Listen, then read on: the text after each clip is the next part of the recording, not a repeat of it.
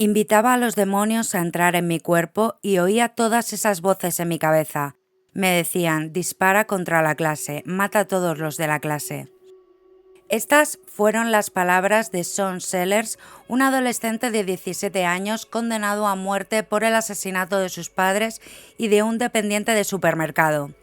Un caso que sacudió a Estados Unidos y avivó el miedo sobre el satanismo, las posesiones demoníacas y la violencia juvenil. ¿Un psicópata sin remordimientos o una víctima de sus propias creencias? Sean Sellers fue el asesino más joven en ser ejecutado en Estados Unidos desde 1959. Su historia se convirtió en una de las más polémicas de la historia criminal estadounidense, no solo por la brutalidad de los crímenes, sino porque su defensa argumentó que no había sido él quien mató, sino una entidad demoníaca que lo poseía. ¿Era un joven trastornado influenciado por las drogas y la violencia familiar, o realmente estaba poseído por unas fuerzas que lo llevó a cometer estos crímenes? Este caso no solo habla de asesinatos, sino también de satanismo, salud mental y el sistema judicial estadounidense. El caso de Sean Sellers es un reflejo del pánico satánico que dominó Estados Unidos en los años 80 y 90,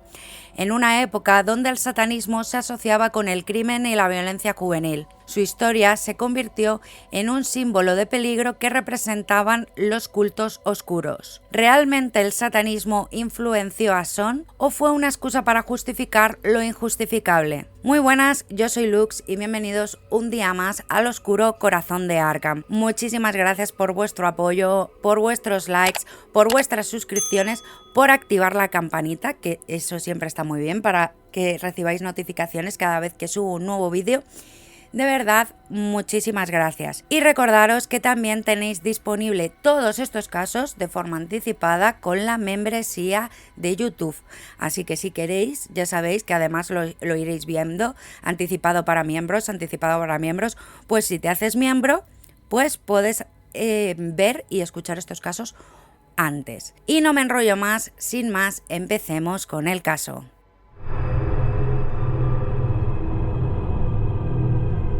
Sean Sellers nació el 18 de mayo de 1969 en California, en el seno de una familia rota desde el principio. Su madre, Vonda, tenía solo 16 años cuando lo trajo al mundo, y su padre, un hombre alcohólico, desapareció de la ecuación cuando Sean tenía tan solo 4 años. Vonda rehizo su vida con Paul Belofato, un camionero con el que llevaba un estilo de vida nómada, dejando a Sean con familiares o llevándolo de ciudad en ciudad sin estabilidad alguna. Para cuando cumplió la adolescencia ya había vivido en más de 30 lugares distintos. La inestabilidad dejó huella. Sean creció sintiéndose abandonado y desplazado, sin la oportunidad de establecer lazos duraderos con otras personas. En la escuela los profesores notaban su inteligencia, pero también su aislamiento. No buscaba amigos y prefería quedarse en su propio mundo, un mundo donde empezó a escuchar voces. Tenía 6 o 7 años cuando comenzaron los susurros en su cabeza.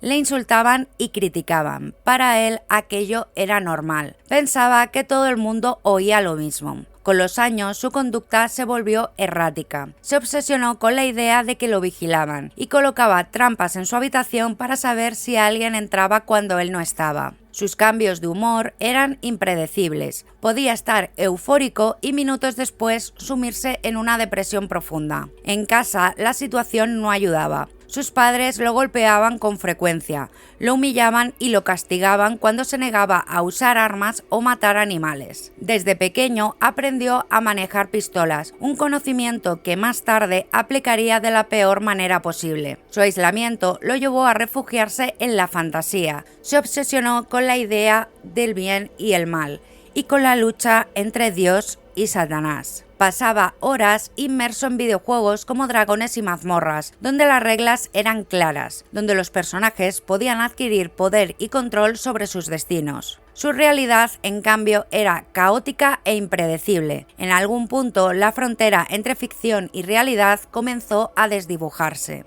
El punto de quiebre llegó cuando su madre lo abandonó. Para un chico que siempre había sentido que no encajaba, aquello fue la confirmación final de que no le importaba a nadie. En ese vacío encontró algo que le dio estructura, un propósito. Fue entonces cuando el satanismo entró en su vida. Son tenía 15 años cuando encontró refugio en el satanismo. Lo que comenzó como una curiosidad pronto se convirtió en una obsesión. Pasaba horas leyendo la Biblia satánica de Anton LaVey, interpretando sus textos de forma literal. Pero ¿quién fue Anton LaVey? Nacido en 1930, fue el fundador de la Iglesia de Satán y autor de la Biblia satánica, un libro que sentó las bases del satanismo moderno. A diferencia de lo que muchos creen, LaVey no promovía el culto a una entidad demoníaca, sino una filosofía individualista basada en la autoindulgencia, la rebeldía contra la moral cristiana y la exaltación del ego. Para él, Satanás era un símbolo de libertad y el rechazo a la hipocresía religiosa. Sin embargo, sus enseñanzas fueron malinterpretadas por muchos, incluidos Son Sellers. Sellers no solo adoptó la filosofía de LaVey, sino que fue más allá, convencido de que podía conectar directamente con Satanás. En poco tiempo se convirtió en el líder de un pequeño grupo que realizaba rituales en una casa abandonada. Al principio, los sacrificios eran simbólicos, utilizando muñecas, pero pronto evolucionaron a algo más extremo. Son empezó a extraerse sangre y a guardarla en la nevera. En la escuela la bebía durante la hora del almuerzo, convencido de que aquello le daba poder. También se infligía dolor con agujas, especialmente en la cabeza. Lo hacía porque, según en sus propias palabras, aprender a soportar el sufrimiento lo hacía más fuerte. Las drogas se volvieron parte de su rutina, anfetaminas para no dormir y para mantenerse despierto en sus ceremonias, alucinógenos para intensificar su conexión con el más allá. Entre los delirios inducidos por la droga y su estado mental cada vez más deteriorado, Son Sellers empezó a perder la noción de la realidad. Fue en este periodo cuando comenzaron los pensamientos homicidas. En sus sueños veía imágenes de muerte y de sangre. Cuando despertaba, la sensación de vacío lo consumía. Esos pensamientos dejaron de ser solo sueños y se convirtieron en deseos. Satanás tenía un plan para él, y él estaba dispuesto a ejecutarlo. No tardó en dar el siguiente paso. Para Son Sellers, la violencia dejó de ser solo una idea cuando tenía 16 años. La noche del 8 de septiembre del año 1985, él y su amigo Richard Howard fueron a una tienda de Oklahoma City. El dependiente Robert Bauer había tenido un altercado con ellos unos días antes. Se había negado a venderles cerveza porque eran menores de edad, una negativa que Son no estaba dispuesto a olvidar. Esa noche, sin mediar palabra, Sellers entró al local con una Magnum calibre .357 y le disparó en la cabeza a quemarropa. Bauer murió en el acto. Para Sellers, aquello no tuvo ninguna trascendencia. Se sintió libre, como si con cada acto de violencia se reafirmara su poder sobre el mundo. El crimen pasó completamente desapercibido. Nadie sospechó de él. No hubo indicios que lo vincularan con el asesinato. Para la policía, el caso se quedó sin resolver, y para Son, aquello fue una prueba de que podía matar sin consecuencias. Meses después, dejó un rastro de su mentalidad en una redacción escolar. Escribió que se sentía libre, que podía matar sin remordimientos. Sus palabras fueron inquietantes. He visto y experimentado horrores y placeres indescriptibles. Su profesora, alarmada, alertó a su madre. Vonda Sellers intentó acercarse a su hijo. Le escribió una carta diciéndole que lo amaba, que siempre lo había amado y que podía contar con ella. La respuesta de Son no llegó en forma de palabras, llegó con una pistola. La noche del 4 de marzo del año 1986, Son Sellers tomó una decisión. Según él, no fue algo planeado, sino una orden directa de Satanás. Una misión. Caminó hacia la habitación de sus padres con una pistola Smith & Wesson calibre .44, propiedad de su padrastro. Paul Belofato dormía profundamente cuando el primer disparo lo alcanzó en la cabeza. Murió en el acto. Vonda se despertó sobresaltada. No tuvo tiempo de reaccionar. Son le disparó primero en la mejilla y luego en la cabeza. El adolescente se quedó allí, observando los cuerpos ensangrentados. Según su propio testimonio, en ese momento no sintió nada, ni culpa, ni miedo, solo vacío. Luego, sin ninguna prisa, se dio una ducha, se cambió de ropa y simuló un robo para desviar la atención. Revolvió cajones, tiró objetos al suelo y finalmente forzó la puerta principal desde dentro para hacer creer que había entrado por la fuerza. Después se marchó a casa de su amigo Richard Howard y pasaron la noche hablando de cosas triviales como si nada hubiera pasado. A la mañana siguiente, Sellers regresó a su casa y fingió histeria al descubrir los cadáveres. Llamó a la policía y se mostró desconsolado. En un principio, los investigadores no tenían razones para sospechar de él. Sin embargo, había detalles que no encajaban. El verdadero punto de quiebre llegó cuando el director de la escuela llamó a los detectives y les habló sobre la inquietante redacción que había escrito meses antes. La policía recordó el asesinato del dependiente del supermercado y entonces interrogaron a Richard Howard, quien terminó confesándolo todo. Dio detalles sobre el crimen de Robert Bauer y sobre el asesinato de los padres de Son. 2 días después, el 6 de marzo de 1986, Son Sellers fue arrestado. Se le acusó de 3 cargos de asesinato en primer grado. No mostró remordimiento, no mostró emoción alguna. La historia del parricida satánico estaba a punto de convertirse en un escándalo nacional. Y ahora, como siempre, analizaremos el perfil criminal. La historia de Son Sellers es inquietante, no solo por la brutalidad de sus crímenes, sino por la frialdad con la que los cometió. Su caso plantea muchas preguntas. ¿Era un asesino calculador o alguien fuera de control? ¿Realmente creía estar poseído o usó el satanismo como excusa?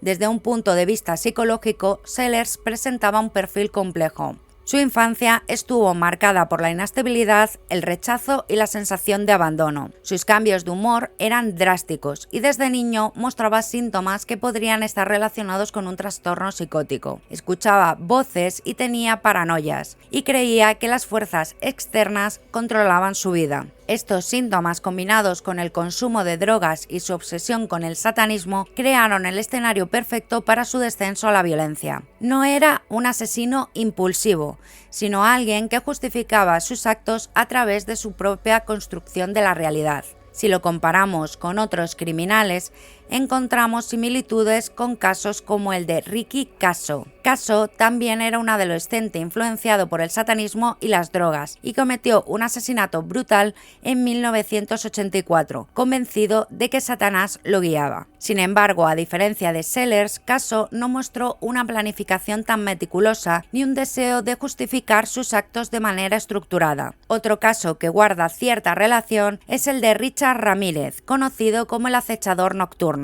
Ramírez también afirmaba estar al servicio de Satanás, pero su perfil era el de un asesino en serie sin una conexión directa con una secta o con un grupo satánico. Mientras Sellers parecía necesitar una estructura de creencias para validar su violencia, Ramírez era un depredador sin remordimientos. También pueden establecerse ciertos paralelismos con Eric Harris y Dylan Klebold, los responsables de la masacre de Columbine en 1999. En sus diarios, Harris hablaba de la desconexión emocional y de la idea de que el mundo no tenía sentido. Son Sellers describió su estado mental de manera similar. No sentía odio ni ira, solo vacío.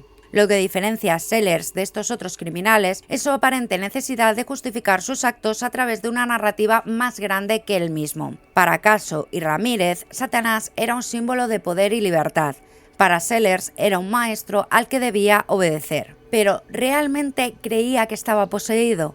O, como algunos expertos sugieren, utilizó el satanismo como un refugio para canalizar su rabia y justificar sus impulsos violentos. Al final, su historia es la de un joven con una mente perturbada, atrapado entre la fantasía y la realidad, entre su necesidad de ser especial y su deseo de aniquilación. Su destino ya estaba sellado. El juicio de Son Sellers comenzó el 24 de septiembre de 1986 en el Palacio de Justicia del Condado de Oklahoma. Su caso era excepcional. Se trataba de un menor de edad acusado de 3 asesinatos en primer grado y el tribunal debía decidir si debía ser juzgado como un adulto o como un adolescente. El informe psicológico presentado al juez fue determinante. Sellers no mostraba señales de remordimiento y su comportamiento sugería una desconexión total con la realidad. Se determinó que tenía rasgos sociopáticos y una capacidad significativa para planificar y ejecutar actos violentos sin ningún tipo de culpa.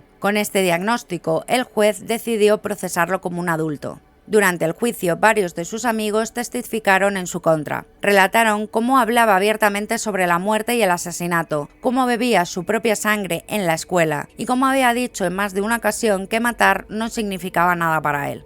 Una de las frases más impactantes que mencionaron fue: «He matado a gente por menos que eso».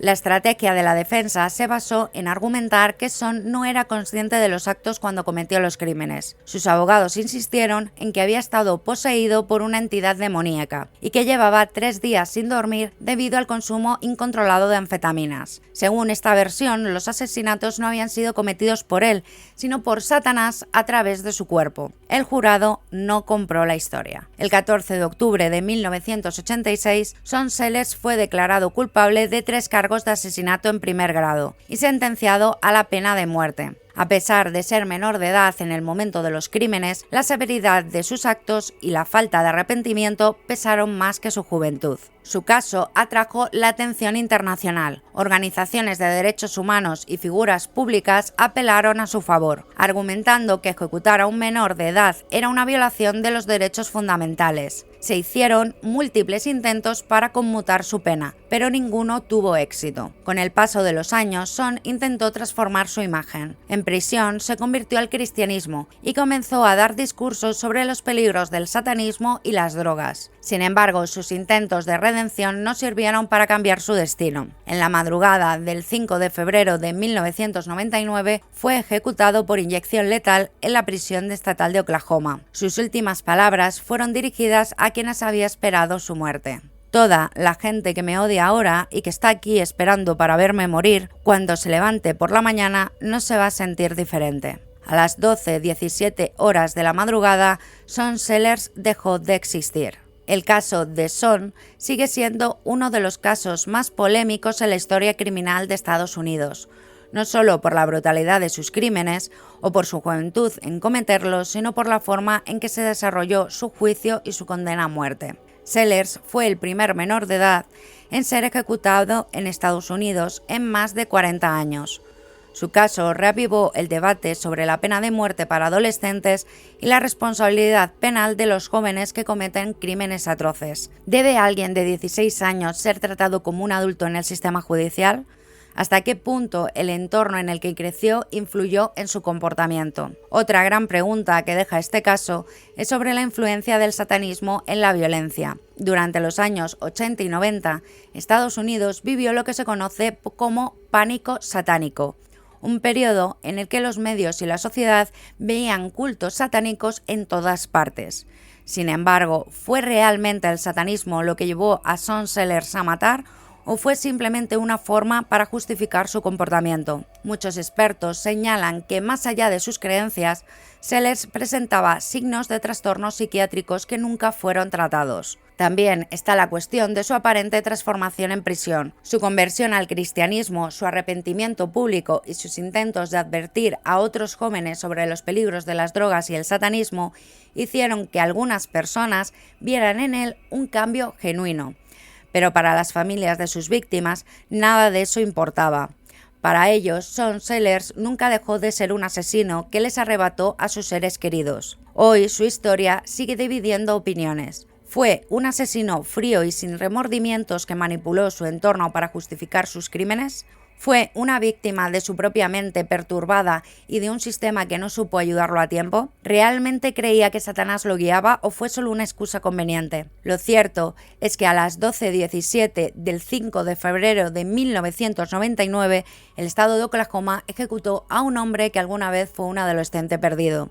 Un joven que creció en la oscuridad y que al final no pudo escapar de ella. Son Sellers dejó de existir, pero su historia sigue aquí. Si te gustó este caso, te dejo este otro, el de Leonarda Cianciulli, también conocido como la jabonera del Correggio, una mujer en serie italiana que hacía algo horrible con los cuerpos de sus víctimas. Y recuerda, mantente siempre vigilante.